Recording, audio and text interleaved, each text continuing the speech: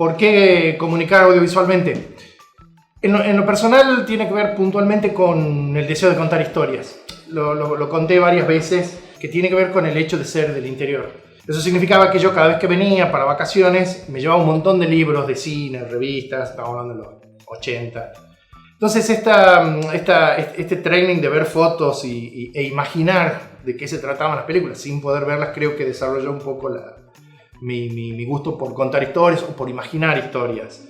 Desde hace más o menos 15 años aproximadamente, antes de que exista la escuela de cine, arrancamos con amigos, típicamente haciendo cortos. Y a partir de un corto de hace aproximadamente 10 años que se llamó El Hombre Internet, es cuando empieza a surgir como seriamente mi carrera, por decirlo de alguna forma.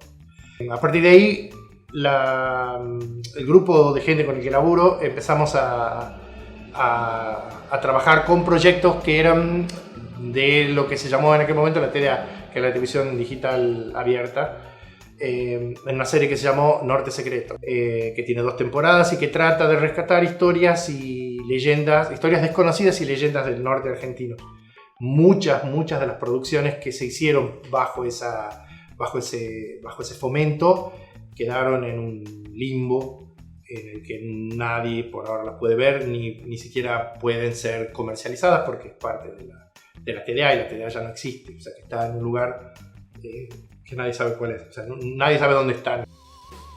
Hay una película filmada en Argentina, en el norte argentino, que cambia la historia del terror moderno a nivel mundial. Hizo del género de zombies un género verdaderamente revolucionario. La idea de Zombies en Cañaveral nace a través de la investigación que se hace para Norte Secreto, que como te decía recién, rescata mitos e historias desconocidas del norte argentino, que es una historia que originalmente fue pensada para 26 minutos, pero una vez que se empezó a conocer, empezamos a conocer de que la profundidad que tenía y la resonancia a través del tiempo que tenía, sentimos que 26 minutos era un poco, entonces se convirtió en un largometraje. Bueno, y toda la investigación que tuvo y todo el material que conseguimos nos permitió hacerla que se convierta en una película. Habla de lo perdido, y desde el momento en que nuestro personaje principal es un tipo que es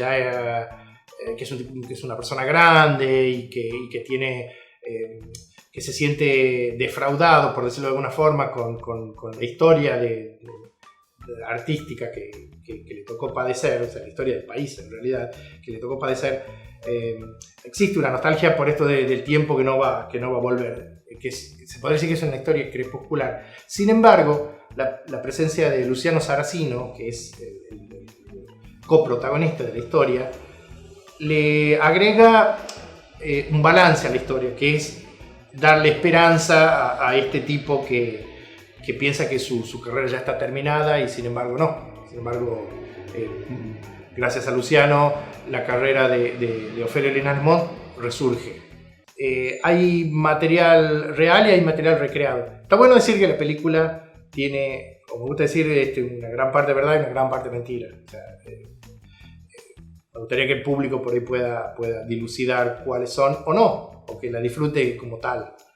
Hay muchísimo respeto y hay un par de imágenes muy interesantes de Tucumán de la década del 60 que tuvo que ver con lo que se llamó el tucumanazo, que fue una especie de levantamiento popular de estudiantes y trabajadores de la zafra, y que ese material no se encontraba en ningún lugar. Puedo decir que ese material es inédito y que la película logra rescatar.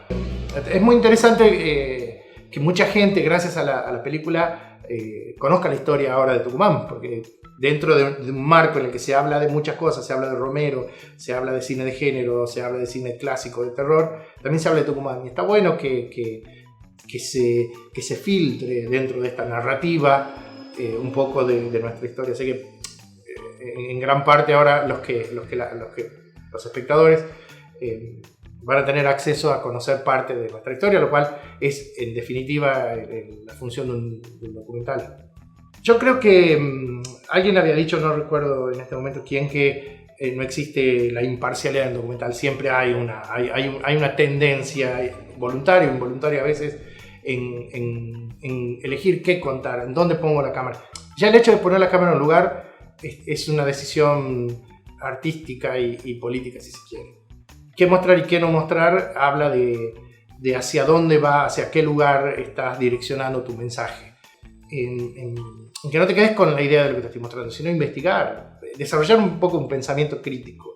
Porque de última es mi visión, no necesariamente es la verdad. Entonces creo que lo interesante de esto, de cualquier noción, es no quedarte solamente con la palabra del que te lo dice, sino investigar con cosas de cada uno qué tan cierto es lo que se está mostrando. Poco a poco me empezó a dar vuelta la cabeza de hacer una película de terror. Estaba Onganía de presidente de FAC. Ni siquiera creo que es demasiado importante con qué se cuenta el mensaje.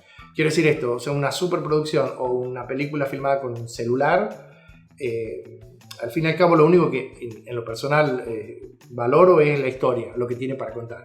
Todo lo demás hace que la película sea o no un poco estéticamente mejor, superior o no.